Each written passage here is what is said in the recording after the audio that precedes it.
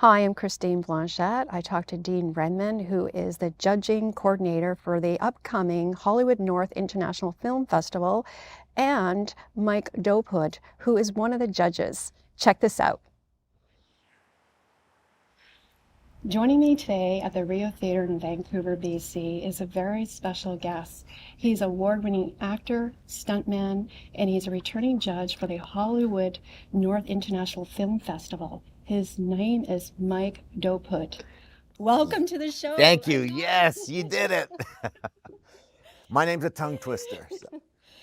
I want to start with, for the audience, you have an impressive acting background, and congratulations. Thank you. On all the acting parts. You've been in Arrow, X-Men, and so tell us a little bit about your acting. Well, my career started in sort of a roundabout way. It was always something I wanted to do, but I was an athlete first. My ambition in life was to be a professional athlete, professional football player. And after my career was finished, I decided to get into acting full bore. And here we are. And here we are. But how did you were a professional football player for the Saskatchewan Roughriders? Yes, I played in the CFL. Yes. So you went from football to acting. How did that come about?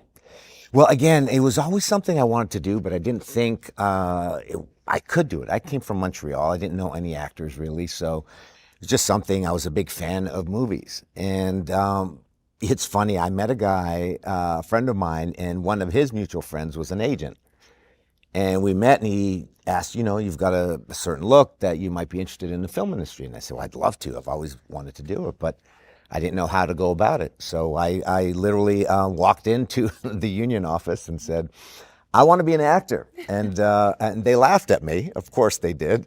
But I said, no, I'm serious. I want to know who's the best agent. Where do I get headshots? Where do I do this? Who do I study with? And they couldn't tell me who the best people were, the best agencies and such were. But they ended up just showing me a list of, these are reputable agents. These are reputable photographers. These are reputable teachers that we know, and go from there. So that's what I did. Oh, that's great. But so for football, but it's transferable, right? I mean, you were, that helps in your acting career, right? Because it teaches Absolutely. You know what? I do think being an athlete helps when it comes to acting, because acting is not just about being there, right? There's a lot of discipline involved. There's a lot of confidence involved. There's a lot of, I've got to do this. I've got to make it happen. And, as most athletes in their lives, what they can do is that they sit there and they really go for something. Right? And like, say you're playing a game and you want to get the first down if you're running back, right? You really have to do everything you can to get that first down. And sort of, I think that's where it helps with acting is I've got to learn all this dialogue. I've got to create this character. How do I do that? I've got to do everything I can. I've got to think of every which way I can so that I can make sure that I get this character right. And problem solve. Mm-hmm. Right? Yes, absolutely. Problem solving is a huge thing. So do you have a mission or a saying that you can do this? Because I'm wondering if you come from a family of actors. How did I want to be an actor? How did this happen? Well, really, for me, wanting to be an actor was just something. I fell in love with movies, and my brother's 7 years older than I am, and he would always bring these movies, these B movies like Mad Max, Escape from New York. And then we would watch these movies on VHS or Beta back in the day. And it was something that I just loved this world. I wanted to be part of this world. And that's essentially and my mom used to always say, I used to dive in ditches and recreate scenes in the backyard with nobody else there, just me. And I always forgot about that. But my mom would always remind me, don't you remember you used to dive into the leaves and pretend you had weapons and running around and playing G.I. Joe? And I said, oh my God, that's right. I used to do that. So it was always a world that I was fascinated with. Right. And you're from Montreal. Mm-hmm. Yes, I'm from Montreal originally. My whole family's from the former Yugoslavia, but I was the only one born in Montreal. So I was going to say you are now a returning judge for the festival coming up on January the 25th. Tell us about how did you get involved with the festival?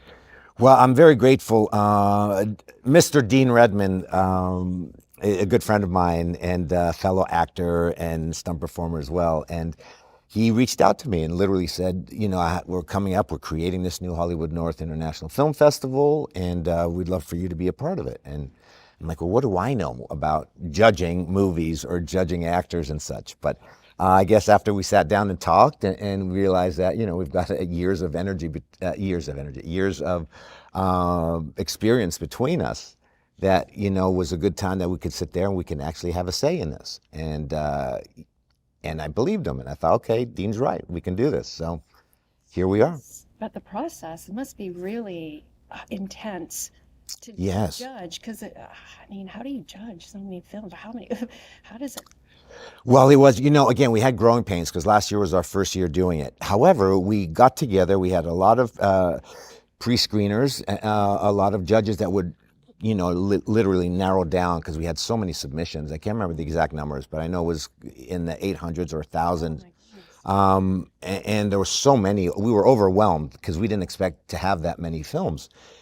But the pre-screeners were able to get it narrowed down to a certain amount of justifiable numbers, so that I could go through everything as far as when it became the best short film judge. And I was able to watch all these movies and go through it. But I have to tell you, it's tough because it's such a subjective thing. And how do you sit there and judge something, all these artists, right? Like I say, it's a love-hate relationship, because I love all these projects. I'm watching these amazing young filmmakers do all these incredible things, coming up with these amazing stories, amazing performances. And then I've got to sit there and narrow it down and pick one to be the best, which was really daunting. That's where I hated it. I was like, no, I didn't want to do that.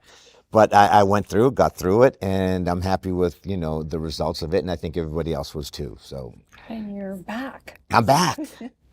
And you're a judge for the best actor. Yes, I'm a judge for the best actor this year, which, again, I don't know why Dean put me in the spot, but that's okay. I'll take it.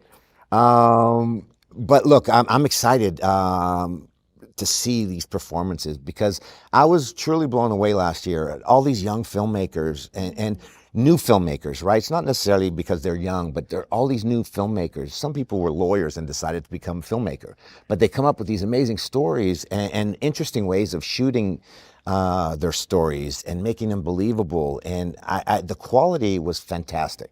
Mm. And what do you love most about judging? What do I love most about judging? I think I love the fact that I can watch all these performances, and I'm getting to see things that not a lot of people in the world will see, right? Because it is a film, there's a limited number of people that are actually going to watch all these movies, and I get to see and get to watch the creativity of these amazing performers, of these amazing storytellers. And Mike, last year, it was for short films, is that correct? Yes. And who won from last? We had a movie from Spain called The Bathtub, which I just thought was such an amazing short film, because it was literally set in the bathtub. Oh. And one guy sitting in the bathtub on the phone telling this amazing story. And literally it's a story about a guy ready to commit suicide.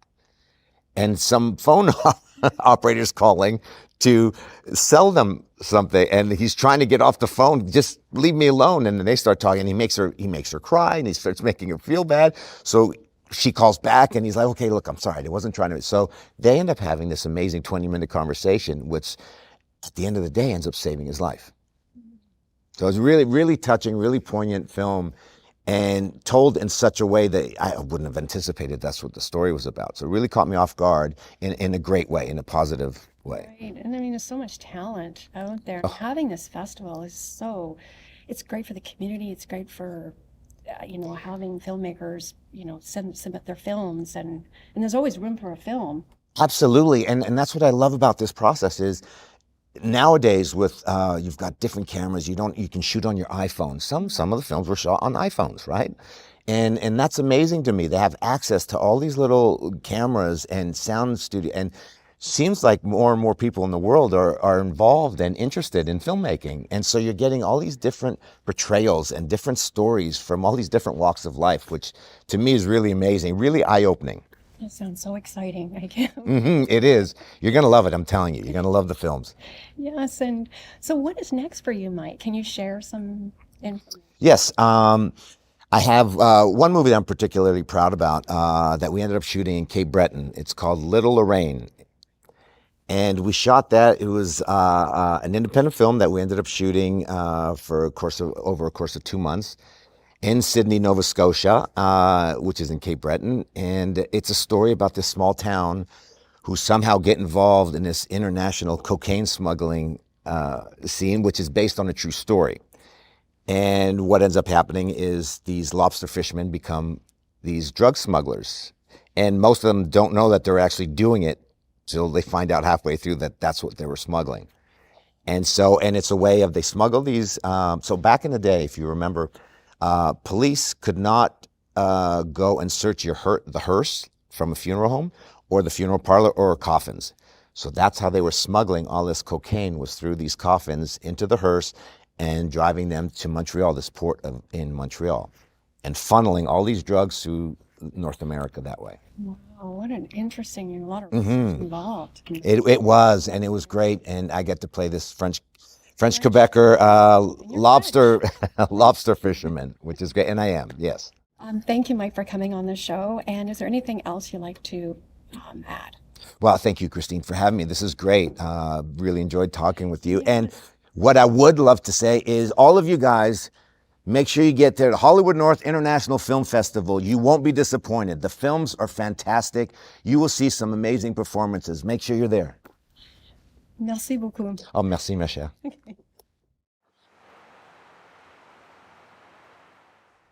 Joining me at the Rio Theatre in Vancouver, BC is a very special guest, Dean Redmond, who's an accomplished British-born Canadian actor, stuntman, who is the judges coordinator, MC, head judge of the upcoming Hollywood North International Film Festival happening on January 25th. And I'm so excited to have you with us, Dean, and welcome. Thank you very much, Christine. I'm really happy to be on your show, and that was quite the mouthful. Yeah. I would like to know a bit about your acting background as a stuntman, and that is, I've seen you on Godzilla and the Planet of the Apes. Can you share with our audience a bit about your acting background? Well, my acting background, I first started as doing background work, because it was one way to get on the set and be able to see what happened and get paid at the same time. So, I did that for a little while and just really started focusing on, what does this guy do? What does that woman do? What is she doing? Why is he got all the wires and things like that? So I really, just try to immerse myself into figuring out who was doing what, why, and how. And so then I started, I joined this agency called DEFCON 5. And DEFCON 5 was this agency that we made mainly all the, back in the 90s and early 2000s, whenever you saw a SWAT team or a military group or a sniper or, any kind of military organization, firemen, things like that, it was usually us.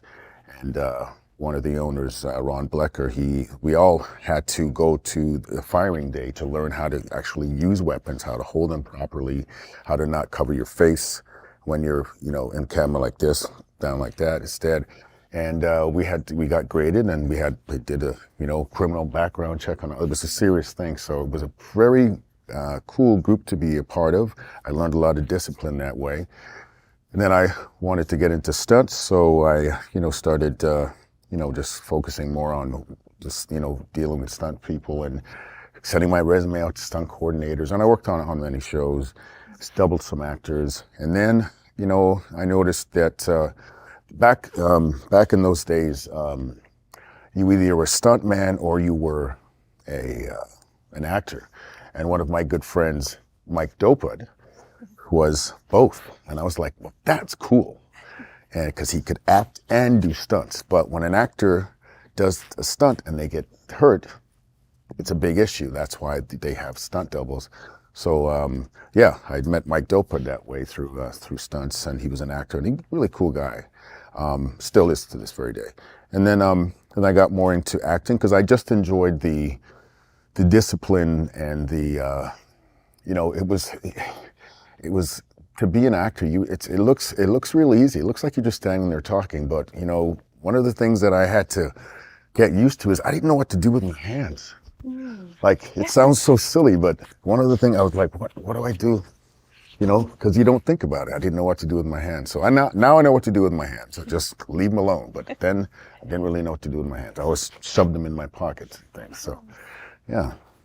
I was saying, at the very beginning, you're saying like you're interested in what people do. And do you find that being curious and knowing what each person does in their role, that's how you know what you want to do? And you want to be an actor. Yeah, my curiosity has cursed me and now starting to bless me in my life, because I was always, why? How come? How do you know? I was just always that kid. I was just always curious about how things happened, and it was got me in trouble when I was younger, but now I'm able to use that superpower for good things. Yes. Yeah. I want to talk about, you're originally from Birmingham in Britain? Yes, I was born in Birmingham, England. Yeah, and we left. My parents I come from Jamaican heritage. My parents we left. They moved from Jamaica to England, and then my brother and I were born. And when I was 7 years old, I have an older brother, Roger. He's older than me, 5 years older. And when I was 7, we moved to Canada. And then another thing that has helped me with my acting was I had this very strong British accent. My friends, kids at school used to say, "Hey, Dean, call your brother." And I didn't realize they were making fun of me because I used to say, "Hey, Roger." And they thought it was so funny. So then after a while, I realized I'm being teased here. So then I figured out, well, if I can learn to speak like them, they won't tease me as much. So then, so I learned how to speak like a Canadian with my strong British accent. So, yeah. Went through an accent coach, right? No. I just, like for example, I'd like a glass of water, was what a British person would say, and a Canadian would say, "I'd like a glass of water." Roll the R's, a lot of R's. Yeah, Right. so, yeah. You could go and, have roles in British. Absolutely. So you have the best of both Yep, worlds. Jamaican, everything, yeah. Fantastic. Yeah, I was always a kind of kid that would just listen to people. When I talk to people, I notice when someone is speaking to me with an accent I don't understand, their eyes don't even matter. I'm looking right in their mouth. Like, So that is a skill and a talent. yeah, it's helped. It's helped me now. But before it was, maybe not always the most best thing to be. Why is that kid so curious? What? Just be happy with it. But yeah. I want to congratulate you on the upcoming festival. This is the Thank you. second annual. This is, yes. We did have one in 2023, but now we're having ours in 2025. This one, 2025. Yeah. So tell us about, what was the inspiration for having this festival? That's a good question. It's many things. Comes from, my dreams as a child and things like that. But I was asked a question the other day, and that question was, so what's it like to be a successful actor? And, it's a nice question to be asked, but I just didn't really know how to answer, because I don't think of myself as this successful actor. I'm an actor that's having some success. I'll know at the end of the day how much success I've had. But more so, the reason, then they rephrased the question and said, so what is it that you find, what is success to you as an actor? And I said, and I was able to honestly answer that more. And success to me as an actor is in creating opportunities for other people within my industry. Not actors, directors, because if I do a film and people like the film and the director likes me, then I'm going to create another opportunity for him or her as well as myself. And also creating opportunities for people who would not necessarily have the opportunity in the first place. Marginalized countries, third world countries. Some of these submissions, and my good friend Mike Dopud Judge Mike Dopud, will tell you that I believe it now if I hadn't known it and seen it with my eyes, but some of these films were just shot on a cell phone. Not a lot of lighting like this, where you've invited me to this incredible stage with this lighting. Like they have hardly any resources. They have environmental issues. And so what I found is if you have everybody has a story. If you have a story and you make it personal, I want to hear about it. So, we have with the festival, we have a wonderful bunch of group of pre-screeners, an amazing group of judges. Now, all of these people, all of the pre-screeners and all of the judges are people that I have personally handpicked to be involved in the festival. And I'm very proud of the group of people that I've chosen because they are all good, open energy people. They work with each other. And back to your question about my answer actually about creating opportunities for other people. All of my pre-screeners are acting students, film students, and I happen to know that you may start as you may start in this career as an actor, but then because they get to see these films firsthand and get to see that, oh, maybe I'd like to be a director. Maybe I'd like to, it's such a wonderful opportunity to see these films. Yeah. Yeah. Speaking of that, my friend Mike Dopud, I have a quick story about him, and I tell him, he's probably heard it about 10 times, but years ago when I was working on a film, I would see Mike here and there. I'd be on a show, he'd be on a show, and he was always doing, like a principal role and a guest star and things like that, and I was still coming up. And one day I was on a show, and sometimes you have big trailers and sometimes you have small trailers. And depending on if you know the other actor, because we had trailers right beside each other, they were in the same space, but there was just like a zigzag mesh door to separate us. And Mike and I knew each other, so we just separated the door and just, talked with each other. And I noticed Mike was, not on his usual self. And I said, what's going on, man? And he said, yeah, well, I'm double booked, meaning he was booked on one show for the show that I was on with him for one day, but he had another show that coincided on the same day. And being the person that he is, rather than try to get out of the one day show and go to the many other day show, he honored his contract. And I just found that, like, that story will stick with stick with me forever. That movie happened to be the one that he had many months on. He did end up working it out, and that movie was 300. Oh. Yeah. So, hats off to Mike Dopud for teaching me that, you make a commitment, you see it through. Yes. And this is why, he's one of my favorite judges, and this is the bar that has been set for judges. So if you want to be a judge on any of the festivals that I'm a judge at, you gotta be at the Mike Dopud level. And I love it when you say handpicked. Handpicked. I've worked with all of them, and they were the kind of people that I said, boy, I'd like to really work with that person again. Mm-hmm. And so. Yeah, so Dean, tell us about the categories. Okay, so we have 7 categories, and in no special order. I'm going to mention them in no special order. Best actor, best director, best cinematographer, best student film, best animation, and best documentary, which is a category I really like. And then there's the People's Choice Award, which is the award that is, it's chosen by the people. Yeah, and we have 7 judges, and I'm going to name those judges now. So the judges, that's probably one of your questions, is it? Yeah. Okay.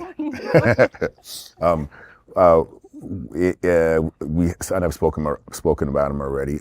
Best actor category is my good friend and just amazing person, Judge Mike Dopud. In the best directing category, we have another good friend of mine. Her name is Katie Boland. She's directing royalty. She's the daughter of Gail Harvey, who is an award-winning director who's done many, many Hallmark movies and I believe Lifetime and things like that. Then we have the best cinematography category, and another great person. His name is Sterling Bancroft. He is a cinematographer who I've worked with on many films. Said, wow, I'd love to work with that guy again, and I was able to have the opportunity. And then we have her name is Corey Woods, who is I worked with her on a series called Dawn. She's our best documentary judge. She's fabulous. And then we have the best animation category, and the judge for that, his name is Carl Willem. And he is a man who, one of the first, because I'm a voice actor as well, and he gave me one of my very first jobs. I've been knowing Carl for 20 years, a fantastic guy. And then we have the best student film category with Judge Maritima Carlson, who is an amazing person. I've worked with her in the past. I wanted to work with her again. We're doing a series. We're producing a series together, and I'll maybe on another show I can talk to you about that. Yeah, she's our best student film category judge. And then finally, but not least, we have the People's Choice Award, and that is going to be that will be presented by Judge Jay Kamal, who on our inaugural year was our best cinematography judge. So Yes, and it's a process too. I mean, it takes a lot of work to put on a festival. It does. Second annual, so Yeah. congratulations. Thank you. Well, we have some fantastic sponsors, and without them, we would not be able to do what we're doing. We have Lucid Luxury Automobiles. We have my union, the UBCP, UBCP ACTRA, which is the union that represents our performers. We've got Global TV. We've got, just to name a few, we have Edgemont Dentistry Group. We have Wall Center. And with us, we have this amazing, just an incredible person that I love her to death, Leslie Diana. I knew that. Yeah. She's if you know Leslie, you know exactly what I'm talking about. And if you don't know her, you should know her. Leslie Diana is my publicist and my dear friend, and yours as well. And she is the reason why I'm so lucky to even be sitting here with you. So, and I've known your show for quite a while, and just thank you very much. Thank you for being on the show. Thank you. Yeah, it was great. We'll have to do this again. Yes, please. Let's.